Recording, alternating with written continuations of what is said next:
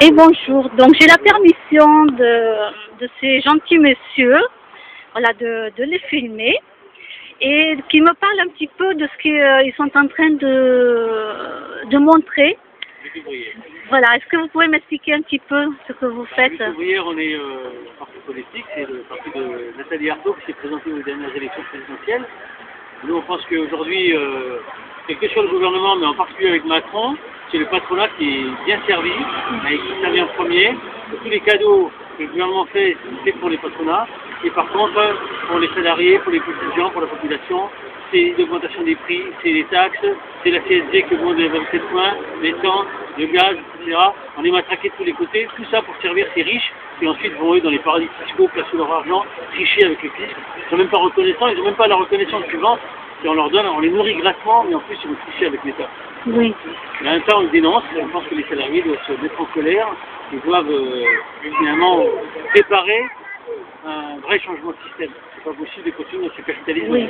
Et est-ce que vous pensez que tous les salariés vont vouloir le faire? C'est compliqué que ça. Oui, après, parce que... Maintenant, la conscience de la possibilité de le faire est difficile.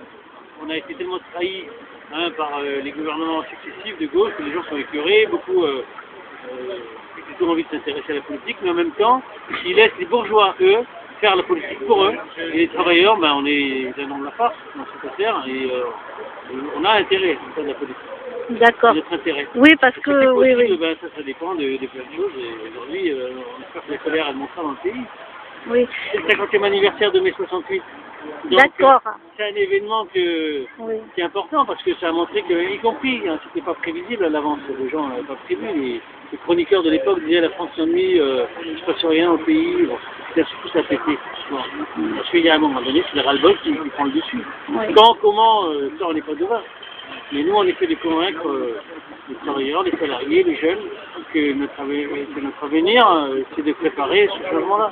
D'accord, oui, parce que j'ai vu, moi, j'ai vu qu'en photo, parce que j'ai pas suivi les événements, mais pour Johnny Hallyday, il y a eu énormément de monde dans les rues de Paris, tout ça.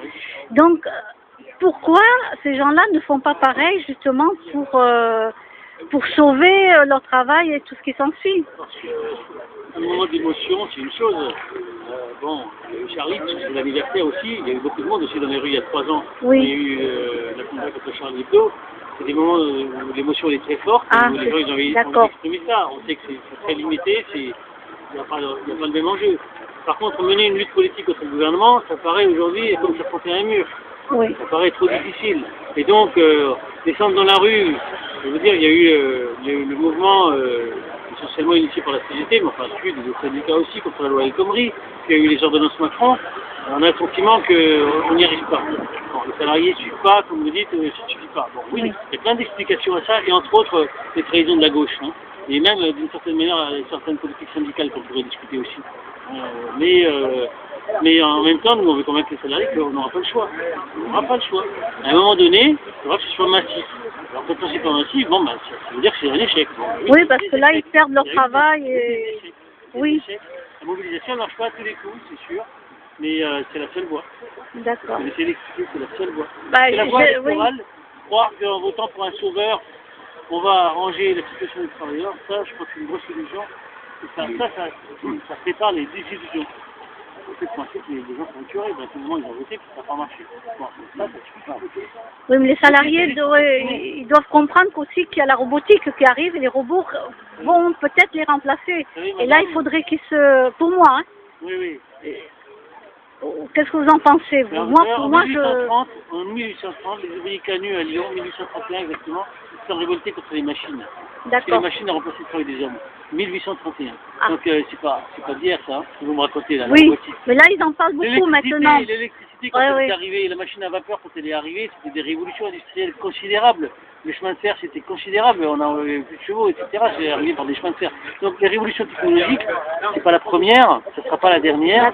Bien sûr, ça ne change pas la nature du capitalisme. Et ça ne change pas le fait que derrière les robots, vous avez des gens qui construisent des robots, même si c'est des robots aussi, vous avez toujours du travail humain. Bon, il y en aura encore, d'accord. Regardez les reportages qu'il y a eu sur l'IDEL, etc. Derrière, dans un casque qui robotise le bonhomme, vous avez quand même un bonhomme qui se fait robotiser par un casque qui lui donne des ordres, mais c'est quand même de l'exploitation. l'exploitation du travail humain. Donc, malgré tout, on n'est pas dans une société où tout est automatisé et il n'y a plus de travail humain. Donc, Oui, oui. Et de toute façon, on pourrait rajouter que la robotisation, si c'est utilisé à bon escient, eh ben oui, ça nous libère du temps. Oui, quand ça nous aide, oui, je trouve. En fait, c'est pas la robotisation en elle-même le mal. Le mal, c'est l'utilisation qu'on en fait. C'est-à-dire que les tenants du grand capital de l'économie utilisent la robotisation pour avoir de moins en moins besoin des travailleurs.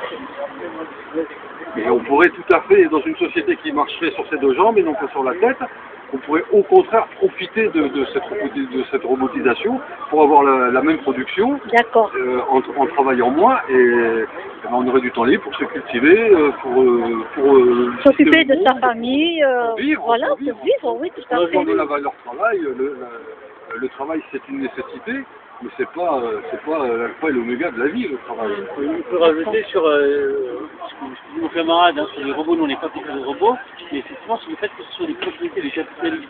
C'est eux qui décident d'investir différemment des robots, c'est pour remplacer le travail humain, c'est pour exploiter davantage les êtres humains. Donc c'est ça qu'on dénonce, c'est la propriété du capital, mais c'est pas les machines en elles-mêmes. Les machines c'est le progrès, ça on n'est pas contre.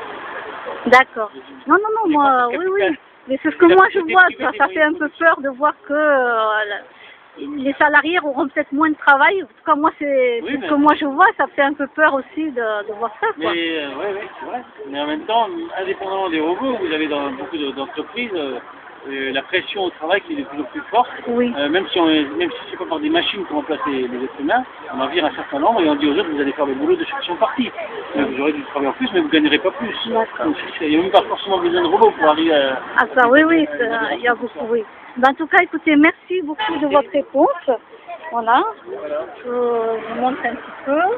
Donc, alors ça, c'est le lutte ouvrière, voilà. Là, comme ça, je le montre. Ben, je vous remercie pour tout. Merci d'avoir répondu. Et bonne journée.